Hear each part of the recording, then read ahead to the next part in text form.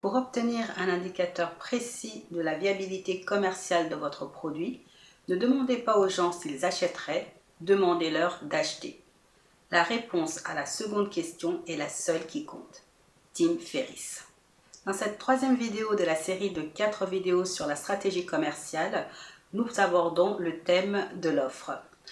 Mais avant de commencer, si ce n'est déjà fait, je t'invite à t'abonner sur cette chaîne et à penser à cliquer sur la petite clochette, ce qui te permettra d'être prévenu à chaque fois que je publierai une nouvelle vidéo, à savoir tous les vendredis.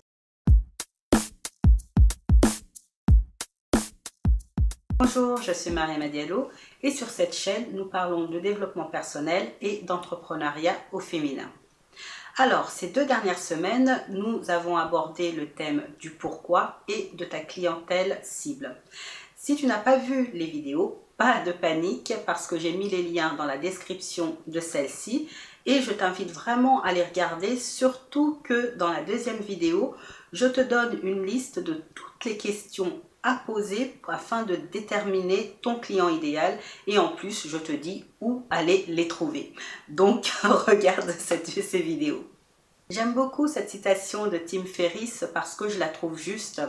En effet, quand on a une idée au début, ce qui va se passer, c'est qu'on va en parler à son entourage qui est très bienveillant. Et dans 99% des cas, ils te diront « Ah, c'est une super idée, oui, lance-toi, je suis sûre que ça marchera ». Mais ce n'est pas la réponse que tu dois chercher. Toi, la réponse qui t'intéresse, c'est acheter. Tout simplement parce que si tu ne vends pas tes produits, au final, tu ne peux pas avoir un business qui marche. Donc, je te conseille de ne pas prendre de conseils. Cette phrase est un peu redondante, mais je te conseille donc de ne pas demander à des personnes qui n'ont pas en fait l'expérience commerciale que tu souhaites atteindre, s'ils ne l'ont pas atteint. C'est comme si par exemple tu demandais des conseils financiers à une personne qui est endettée. Ça ne va pas trop ensemble. Tu vois ce que je veux dire? Donc, comment faire pour savoir si ton idée est viable et si elle va te rapporter de l'argent? Tu te souviens que dans la vidéo numéro 2, pour définir qui est ton client idéal, lors de l'étude quantitative, tu vas lui poser un certain nombre de questions.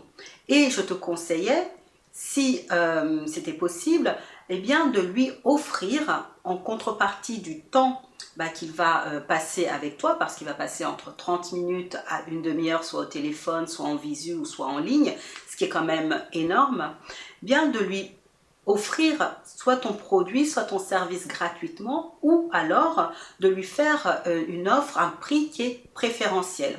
Pourquoi?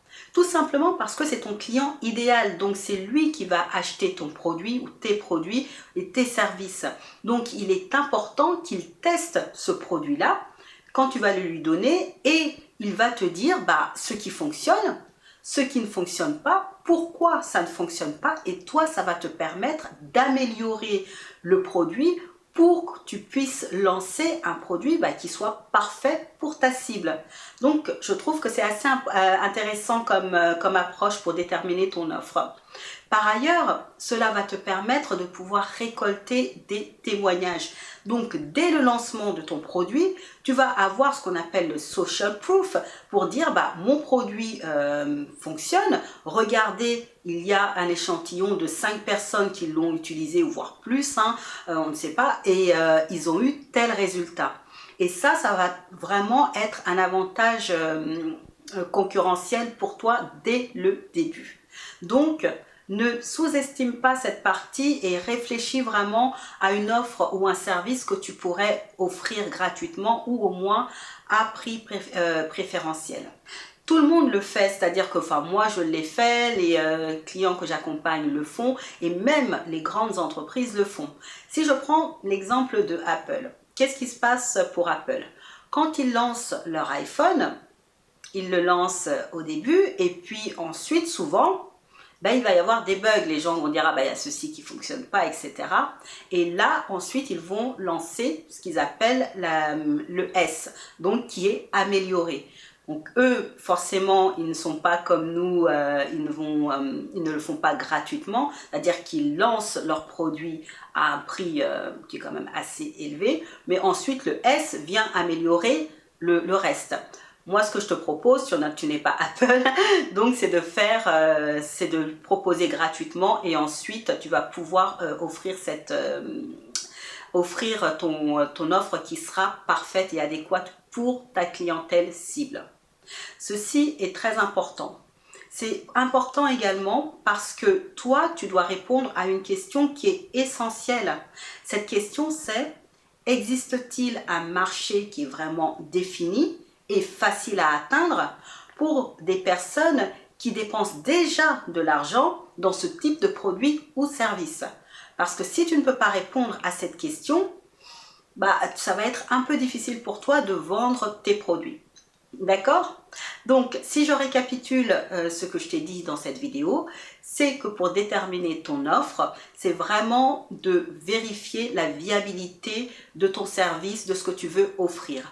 Ne fais pas un produit, ne crée pas un produit que tu penses être juste et qui va marcher, et ensuite tu vas te fatiguer à aller chercher des clients.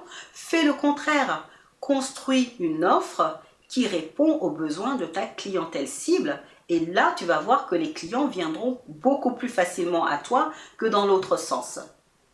Enfin, je tenais à dire qu'une bonne offre, c'est une offre qui va permettre à ton client plutôt de vivre une transformation. C'est ça que l'on paye. Si je prends l'exemple d'un coach sportif ou un coach fitness, ça sera plus parlant. Quand on va le voir, au départ, on se dit qu'on va pour perdre quelques kilos. Je ne vais pas dire perdre, mais plutôt retrouver son poids de forme. Mais ce n'est pas vraiment ça que le bon coach va te vendre. Ce qu'il va te vendre, c'est une transformation. Quelle est cette transformation? Eh bien, tu vas commencer à mettre en place de nouvelles habitudes qui vont être saines pour toi. De nouveaux comportements alimentaires, peut-être que tu vas changer ta routine le matin et le soir. Donc, c'est cette transformation-là que tu vas gagner. Et ça, c'est important parce que c'est ça qui va faire que tu vas te différencier par rapport à la concurrence. Donc voilà, ça c'était pour la 3e vidéo sur ton offre. Dans la 4e vidéo, nous allons parler de ton positionnement et du prix. J'espère que cette vidéo t'a été utile. N'hésite pas à la commenter ou à la liker, voire même la partager avec d'autres amis porteurs de projets ou entrepreneurs. Je te dis à très bientôt. Au revoir.